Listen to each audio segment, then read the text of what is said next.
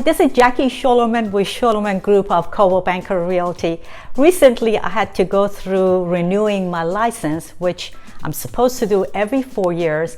And I had to go through literally like a week of intense studying to get my license renewed, my broker's license renewed. Now, these are the 13 areas that I had to study and pass the exam in order to get my license renewed. Here they are. I'm going to be reading them to you. The first one was agency, and that is the relationship and the fiduciary duty of the agent to the buyer and the seller. The next one was broker management and supervision of salesperson. And that applies typically to the real estate companies and the procedures that they have to comply with in order to properly supervise the realtors that they are under their supervision. The next item was California water rights rules and regulations, and that was really interesting subject to read, and it was different scenarios of water rights and who has the right to either above ground, underground water in the area. The next item was disclosure obligation for both the buyer and the sellers and the realtors involved. And the number 5 was diversity, systematic racism, and federal housing law.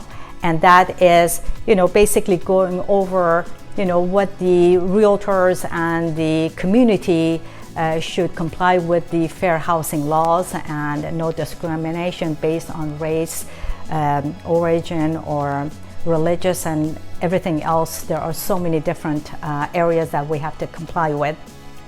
Number 6 was environmental hazard, which talked about where the seismic areas are, where what do we have to do with respect to flood zone, dam inundation, a flood zone, or the earthquake hazard area, and so forth.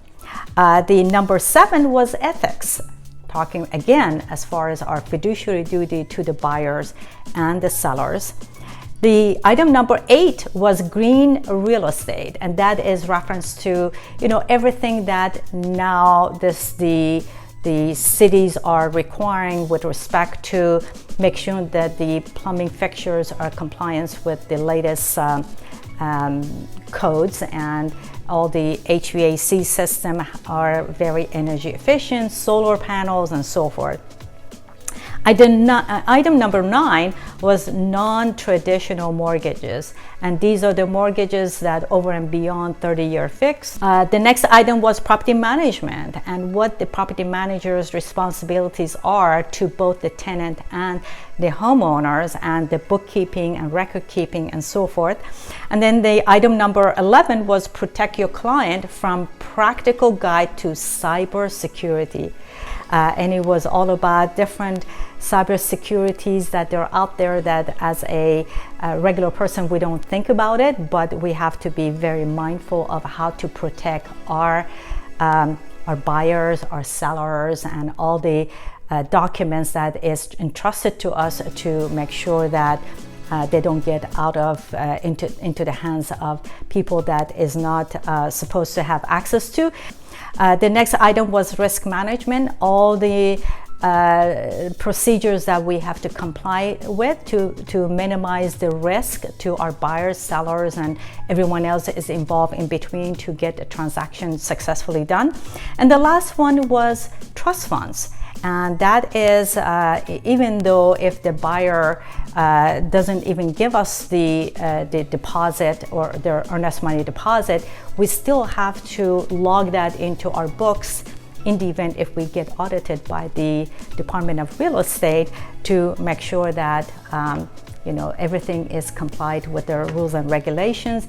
So if you're thinking about buying or selling a home, give me a call. I would love to have a 15-minute strategy session with you to really understand what's important to you so we can craft a plan that is customized just for your needs.